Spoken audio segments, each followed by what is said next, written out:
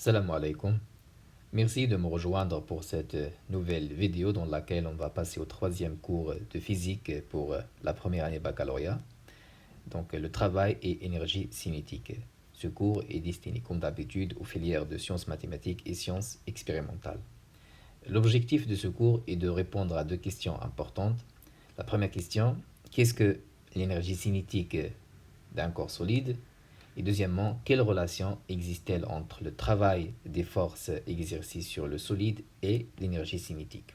Donc passons directement au cours. Et on commence par une définition. Imaginons que nous avons un corps solide de masse m qui se déplace. Ça veut dire qu'il a une vitesse qui est différente de 0. Donc dans ce cas, on dit que ce corps solide, il possède une énergie de mouvement appelée énergie cinétique. Et donc, par définition, l'énergie cinétique, notée par E indice C d'un solide, c'est l'énergie qu'il possède du fait de son mouvement. Donc, il est lié au mouvement de ce solide-là. C'est une grandeur scalaire, ça veut dire que c'est un nombre qui est toujours positif. Et elle s'exprime dans le système international en joules comme toutes les énergies. Pour un point matériel de masse m et de vitesse v, l'énergie cinétique dans ce cas, c'est l'énergie qu'il possède du fait de sa masse et de sa vitesse. Et elle est définie par cette relation-là, EC égale à 1 demi m v carré. Donc l'unité pour l'énergie cinétique, comme nous l'avons dit, c'est le joule dans le système international. Pour la masse, c'est le kilogramme. Et pour la vitesse, donc c'est le mètre par seconde. Et on peut déduire une définition pour le joule à partir de ces unités. Donc le joule, c'est le kilogramme mètre carré par seconde au carré. Donc c'est le mètre carré par seconde carré parce que nous avons ici vitesse au carré. D'accord? Donc à partir de cette équation, on peut dire que l'énergie cinétique, elle dépend entièrement de la masse et la vitesse du corps solide. Et l'une des conséquences donc de cette relation-là, si vous avez deux corps solides qui ont la même masse, mais ils se déplacent à des vitesses qui sont différentes, V1 et V2. Bien sûr, à ce moment-là, l'énergie cinétique pour chaque corps solide est différente parce que la vitesse est différente. De la même façon, maintenant, si vous avez deux corps solides qui se déplacent à la même vitesse, appelons cette vitesse V, mais donc ils ont des masses différentes, M1 et M2. Bien sûr, l'énergie cinétique pour les deux corps solides, elle serait différente. Donc l'énergie cinétique, elle dépend entièrement de la masse et la vitesse du corps solide. Passons maintenant pour décrire l'énergie cinétique d'un solide qui est en translation. Et rappelons d'abord c'est quoi le mouvement de translation. Alors, on dit qu'un corps solide est en mouvement de translation si tous les points de ce solide-là, ils se déplacent à la même vitesse et dans la même direction et le même sens. D'accord? À ce moment-là, nous avons un solide qui est en mouvement de translation. Autrement dit, si je prends deux points de ce solide, A et B, donc si ce solide-là est en mouvement de translation, le vecteur AB, il maintient la direction et le sens tout au long de la durée du mouvement. Donc AB, c'est une constante, il ne change pas au cours du mouvement. Et on distingue entre trois types de translation. Il y a une translation rectiligne si donc la trajectoire est une droite. Il y a une translation circulaire si la trajectoire est un cercle. Et il y a une translation curviligne si la trajectoire est une courbe. D'accord? Donc, l'énergie cinétique d'un solide qui est en mouvement de translation est égale au demi-produit de la masse du solide par le carré de la vitesse Vg du centre d'inertie du solide. Donc c'est pratiquement la même définition que le point matériel, c'est juste dans le cas donc, des solides, on utilise toujours le centre d'inertie. Pourquoi? Parce qu'on sait que pour étudier le mouvement d'un solide, normalement il faut étudier le mouvement de chaque point du solide. Cependant, ce que nous faisons dans la réalité, c'est d'étudier seulement donc, le mouvement du centre d'inertie, ce qu'on appelle aussi le centre de gravité du solide. Pourquoi? Nous avons dit que tous les points, ils ont la même vitesse. Donc si je connais la masse de ce solide-là et la vitesse de ce point-là, le point donc, du centre d'inertie, à ce moment-là, je peux calculer l'énergie cinétique donc, de tout le solide. D'accord? Eh bien, ça va devenir plus clair avec cette première remarque. La masse du solide est la somme des masses des particules constituant le solide. Donc si M ici, c'est la masse totale du solide, c'est la somme donc de la masse de la première particule, plus la masse donc de la deuxième particule, plus la masse de la troisième particule, jusqu'à n particules. Et si on calcule l'énergie cinétique pour chaque particule, donc ça va être 1 demi m1 Vg carré, 1 demi m2 Vg carré. Donc vous voyez que la vitesse ne change pas. Pourquoi? Parce que nous avons dit que dans le cas du mouvement de translation, tous les points donc du solide, ils se déplacent à la même vitesse. Et donc je peux factoriser ici par 1 demi Vg carré. Donc c'est le facteur de m1 plus m2 plus m3, donc jusqu'à mn. Donc, et on remplace cette somme-là par la masse totale, on obtient donc cette relation-là, ou celle-ci. Donc vous voyez ici, si je connais la masse totale du solide, il suffit d'étudier le mouvement seulement du centre d'inertie, G, pour connaître l'énergie cinétique donc, du système en entier. D'accord?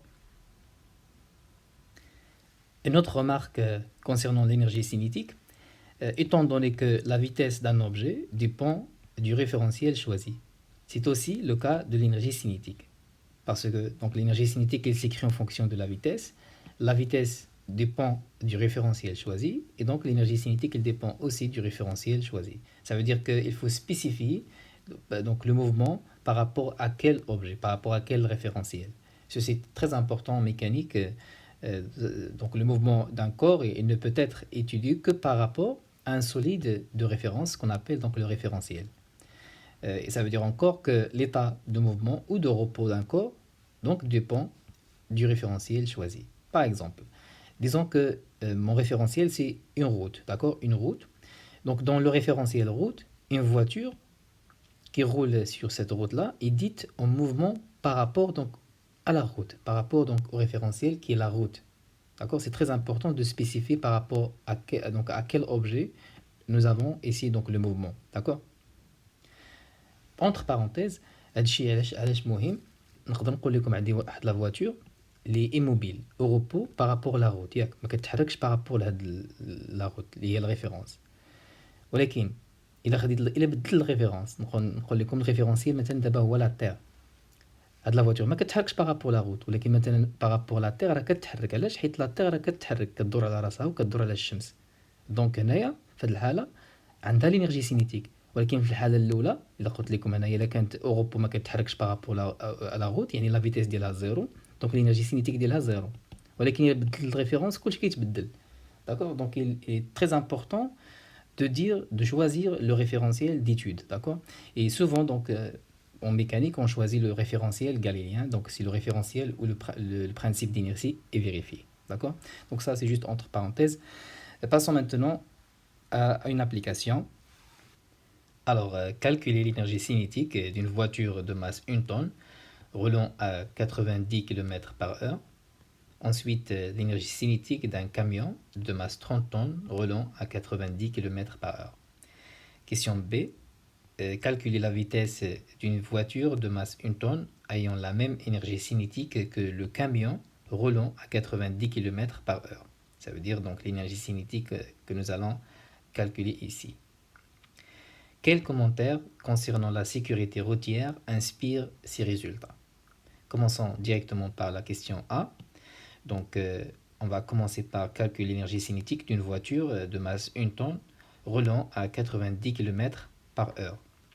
Donc, bien sûr, on va directement appliquer la relation de l'énergie cinétique. Donc, EC égale 1 demi mv carré.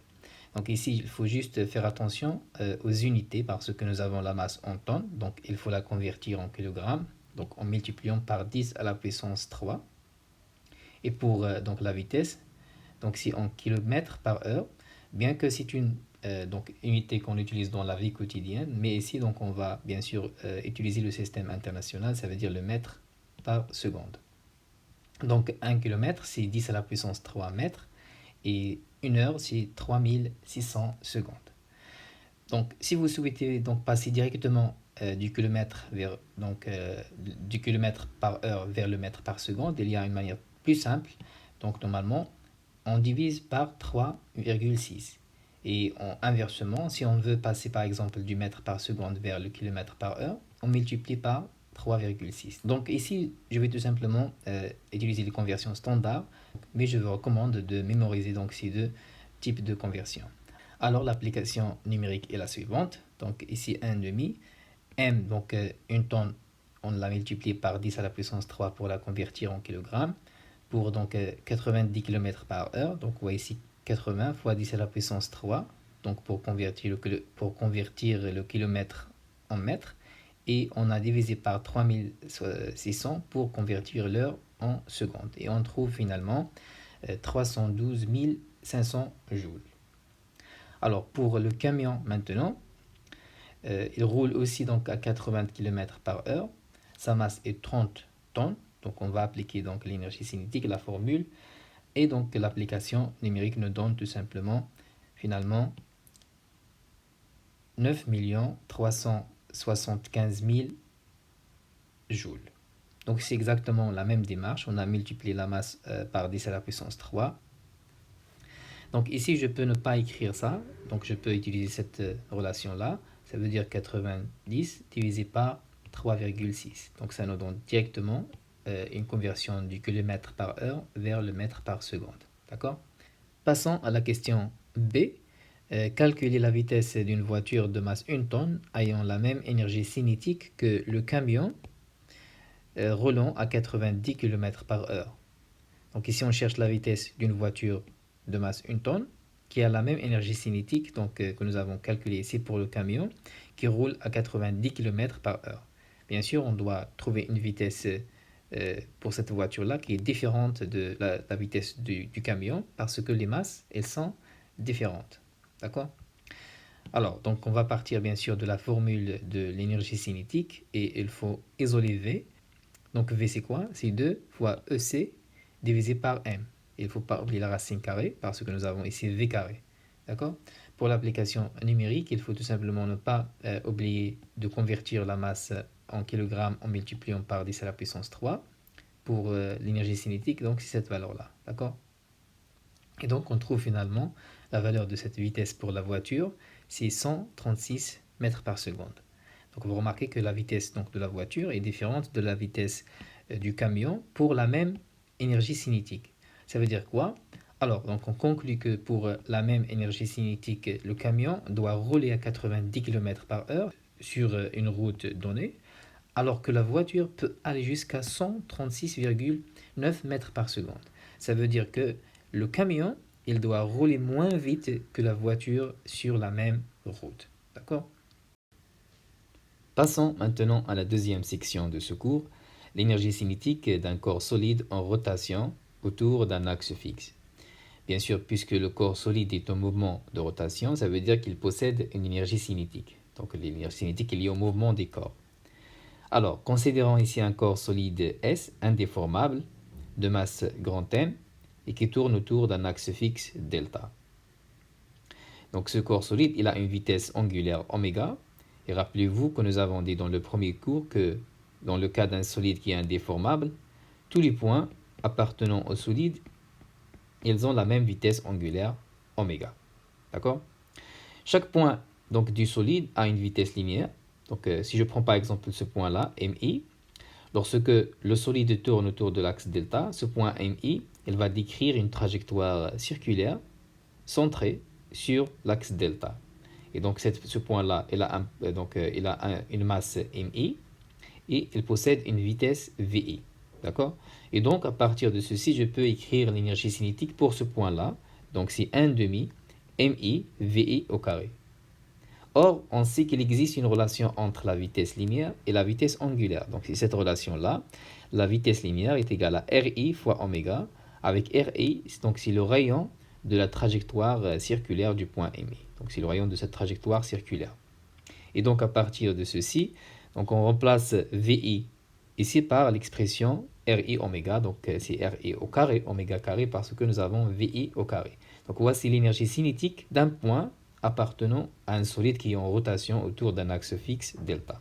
Maintenant, si on cherche donc l'énergie cinétique totale, ça veut dire de tout le solide, il faut tout simplement faire la somme des énergies cinétiques de tous les points appartenant donc au solide, d'accord? Et donc on écrit que l'énergie cinétique totale, c'est la somme des énergies cinétiques de tous les points appartenant au solide, et il faut tout simplement remplacer ECI par son expression. Donc voici l'énergie cinétique totale pour ce solide-là. Remarquez ici que cette somme-là ne dépend pas de la vitesse angulaire, et donc on peut déplacer la vitesse angulaire et le 1,5 ici, donc à l'extérieur de la somme, et on obtient finalement l'énergie cinétique d'un corps solide en rotation autour d'un axe fixe. Cette grandeur ici ensemble, c'est une grandeur qui caractérise le solide. Elle dépend de sa masse et aussi la répartition de cette masse autour de l'axe de rotation. Ça veut dire quoi? Ça veut dire donc cette grandeur, elle dépend de la dimension du solide. Donc est-ce que nous avons une sphère? Est-ce que nous avons un cylindre? Donc on va voir des exemples que cette grandeur, elle change avec donc la dimension du solide. Si nous avons une sphère, c'est pas comme si nous avons un cylindre par exemple. Et donc il dépend aussi de la position de l'axe de rotation. Si vous avez l'axe de rotation ici, c'est pas comme s'il est ici, d'accord? Donc la répartition de la masse, elle change avec la position de cet axe-là. Et bien sûr, il a un nom, donc il s'appelle le moment d'inertie, ça veut dire cette quantité-là. Donc il s'appelle le moment d'inertie. Il est noté par J delta. Et bien sûr, on peut déduire à partir de cette expression l'unité du moment d'inertie. Donc c'est tout simplement le kilogramme fois le mètre carré. D'accord? Donc voici ce qu'on appelle le moment d'inertie. Donc J delta, le moment d'inertie, est une grandeur très importante lorsqu'il s'agit du mouvement de rotation d'un corps solide. Donc, puisque c'est une grandeur importante et que vous allez voir aussi en deuxième année baccalauréat, je vais prendre une minute pour vous expliquer c'est quoi la signification et le contexte où on utilise ces deux mots-là, le moment et l'inertie. Commençons par l'inertie.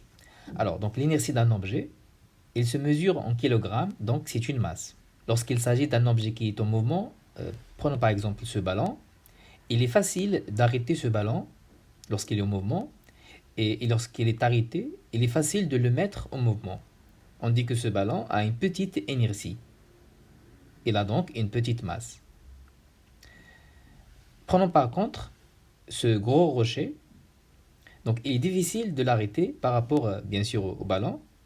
Et lorsqu'il est arrêté, il est difficile de le mettre en mouvement parce qu'il a une grande inertie. Il a une grande masse. D'accord?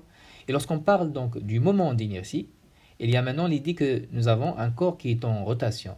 Donc un objet qui est facile à faire tourner et facile à arrêter, on dit que son moment d'inertie est petit. Et pour un objet qui est difficile à faire tourner ou arrêter au cas du mouvement de rotation, on dit qu'il a un grand moment d'inertie. D'accord? Donc j'espère que vous avez compris maintenant le sens physique de ces deux mots séparés et aussi combinés. D'accord? Moment d'inertie. Donc maintenant, on peut définir l'énergie cinétique d'un solide qui est en rotation autour d'un axe fixe delta. Donc il est donné par cette relation-là, c'est 1,5 G delta oméga carré. Donc cette relation-là à retenir parce qu'on l'applique directement dans les exercices. Et donc à comparer avec l'énergie cinétique d'un corps qui est en translation, donc c'est 1,5 mv carré. Donc ici nous avons la masse, ici G delta. Cependant, bien sûr, G delta elle dépend de la masse, comme nous l'avons vu ici. Et pour donc la vitesse, bien sûr, puisque maintenant nous avons un mouvement de rotation, donc nous avons une vitesse angulaire, d'accord? Pour les unités, donc bien sûr, ici c'est en joules, G delta c'est donc en kilogrammes mètre carré, et bien sûr oméga c'est en radians par seconde, d'accord? Voyons voir maintenant quelques exemples donc du moment d'inertie des solides homogènes et de formes connues, comme une tige, une sphère, un cylindre. Nous avons ici les expressions des moments d'inertie pour tous ces solides-là. Bien sûr, comme j'ai dit, donc, le moment d'inertie il dépend de la dimension. Et donc, par exemple, pour une sphère et pour un cylindre, ils ont des moments d'inertie différents. D'accord? Il dépend aussi de la position de l'axe de rotation. Nous avons ici un exemple intéressant. Vous voyez ici que la tige, donc c'est la même tige. Cependant, elles ont des expressions pour le moment d'inertie différents parce que la position donc, de l'axe de rotation est différente. Ça veut dire que la manière dont la masse est répartie par rapport à l'axe de rotation, c'est pas la même, d'accord? Ici, nous avons la même masse à gauche et à droite. Donc, c'est en haut et en bas parce que, donc, bien sûr, l'axe delta ici, donc il faut l'imaginer, donc il entre dans l'écran, d'accord? Donc la même masse en haut et la même masse en bas. Ici, donc, toute la masse est répartie donc en haut de l'axe de rotation. Et donc la répartition n'est pas la même. Et donc le moment d'inertie est différent pour les deux tiges, d'accord? Donc bien sûr, ces expressions-là, à ne pas retenir parce qu'on vous donne toujours l'expression du moment d'inertie dans l'exercice, donc selon le solide en question, d'accord? Passons maintenant à une application. Calculer l'énergie cinétique d'une sphère de masse ms égale à 5000 grammes et de rayon rs égale à 20 cm. Cette sphère tourne autour d'un axe fixe delta à une vitesse angulaire oméga s égale à 15 tours par seconde. Donc, bien sûr, on va directement appliquer la formule de l'énergie cinétique d'un corps solide qui est en rotation parce que nous avons une sphère qui tourne autour d'un axe fixe delta. Et ensuite, bien sûr, on va utiliser l'expression du moment d'inertie d'une sphère, donc vous le voyez ici. Donc, on remplace l'expression du moment d'inertie dans l'expression de l'énergie cinétique et on va utiliser bien sûr les notations de l'exercice. Donc, pour la masse, c'est ms et pour R, donc c'est rs. D'accord? Donc, voici l'expression de l'énergie cinétique. Il reste maintenant à faire l'application numérique. Donc, la première chose, il faut simplifier ceux deux-là avec ceux deux-là. Donc, il nous reste un cinquième. Donc, pour la masse de la sphère, donc c'est 5000 grammes. Donc, il faut la convertir en kilogrammes en multipliant par 10 à la puissance moins 3. Pour le rayon de la sphère, donc c'est 20 cm. Donc, il faut le multiplier par 10 à la puissance moins 2 pour le convertir en mètres. Il ne faut pas oublier donc le carré, c'est r carré. Fois donc la vitesse angulaire, c'est 15 tours par seconde, donc il faut la multiplier par 2pi pour la convertir en radians. Et on trouve finalement que l'énergie cinétique pour cette sphère-là, c'est 355,3 joules. Passons à la dernière section de ce cours qui concerne le théorème de l'énergie cinétique. Normalement, en classe, on commence par une activité pour vérifier ce théorème et on donne ensuite l'énoncé. Ici, je vais commencer par l'énoncé, on va utiliser l'activité comme application, d'accord? Donc, dans un référentiel galiléen, la variation d'énergie cinétique est delta EC. Donc, la variation en physique est notée toujours par cette lettre grecque delta. Par exemple, delta x, c'est la variation entre deux positions. Delta t, c'est la variation entre deux instants. Donc, ici, delta EC, c'est la variation entre deux énergies cinétiques. Donc, la variation d'énergie cinétique d'un corps solide indéformable en translation ou en rotation autour d'un axe fixe entre deux instants T1 et T2 est égale à la somme algébrique des travaux de toutes les forces extérieures exercées sur lui, sur le solide, entre ces deux instants T1 et T2.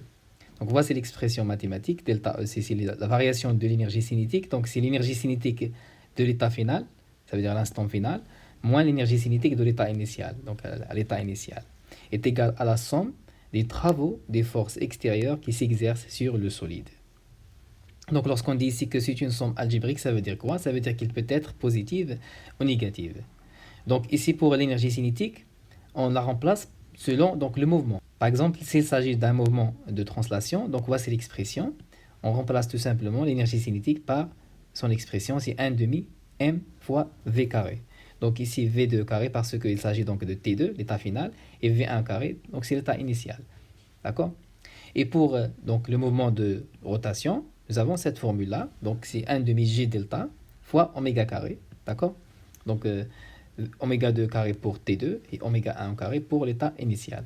Voici donc l'expression pour la variation de l'énergie cinétique pour le mouvement de translation et pour le mouvement de rotation. Donc, puisque la variation de l'énergie cinétique est une grandeur algébrique, donc c'est la somme algébrique des travaux, donc elle peut être positive ou négative. Dans le cas donc d'une variation qui est positive, ça veut dire que la somme des travaux est aussi positive. Ça veut dire que nous avons ici un travail qui est moteur. Ça veut dire aussi que donc 1 demi mv2 carré est supérieur à 1 demi mv1 au carré. D'accord? Donc le solide il parcourt donc une distance entre T1 et T2. Donc à T1 il a une vitesse V1 et à T2 il a une vitesse V2. Donc puisque nous avons ici V2 supérieur à V1, donc V2 il est supérieur à V1, ça veut dire que la vitesse il augmente, d'accord? La vitesse donc il a augmenté. Et lorsque la vitesse augmente, donc l'énergie cinétique augmente aussi, d'accord? Donc ceci pour le cas d'un travail qui est moteur. Maintenant pour le contraire, si nous avons une variation d'énergie cinétique qui est négative, ça veut dire que la somme des travaux est négative aussi, ça veut dire que nous avons un travail qui est résistant. Dans ce cas, V1 est supérieur à V2. Ça veut dire que la vitesse maintenant elle diminue. Donc puisque la vitesse diminue, ça veut dire que l'énergie cinétique, puisque la vitesse diminue, ça veut dire que l'énergie cinétique diminue aussi. D'accord?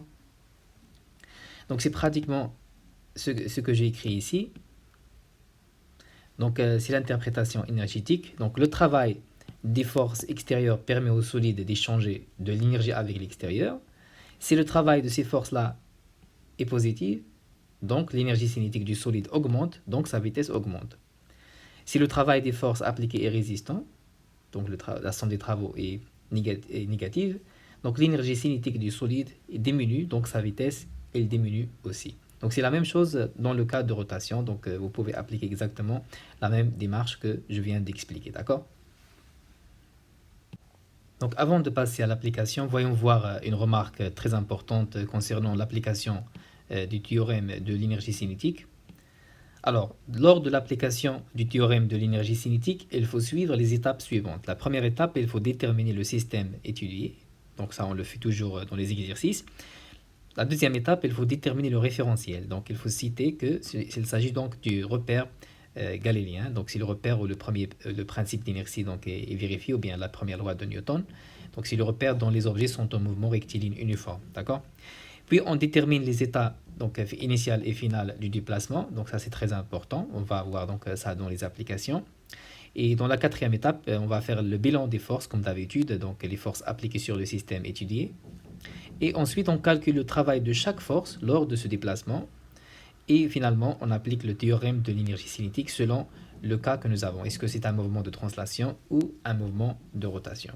Donc, il faut se rappeler de ces étapes-là parce qu'on va les utiliser beaucoup dans les exercices lors de l'application du théorème de l'énergie cinétique.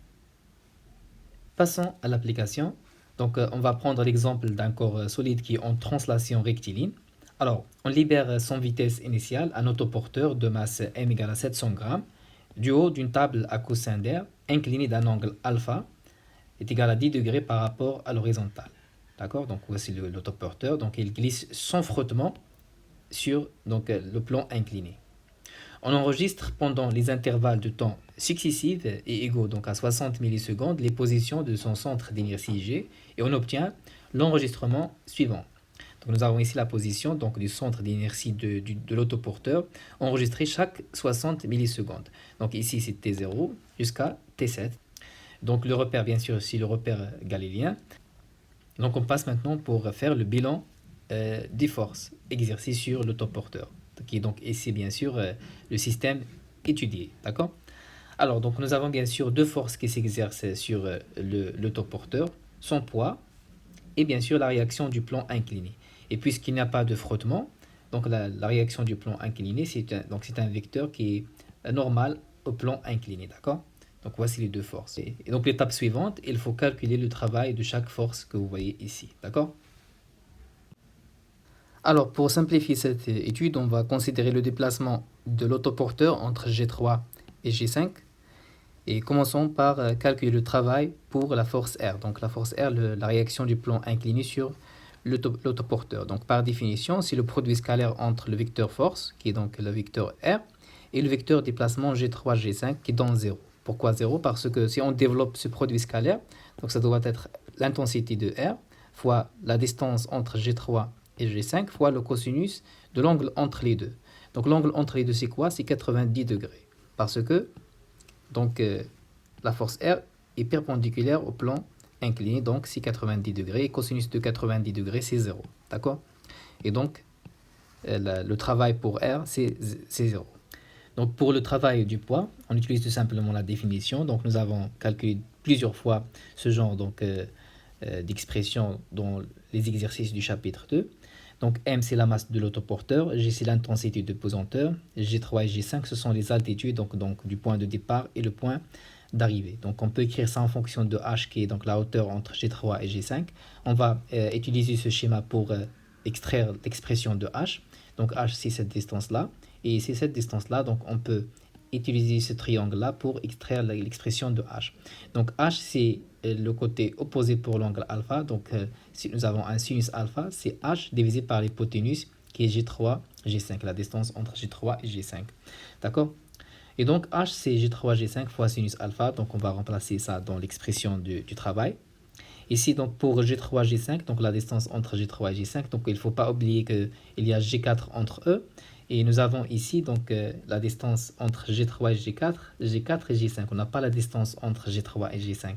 Donc on va faire la somme entre G3, G4 et G3, G5 pour trouver la distance entre G3 et G5. Donc c'est 27 plus 21 qui fait donc 48. D'accord? Donc on va faire maintenant l'application numérique pour le travail du poids.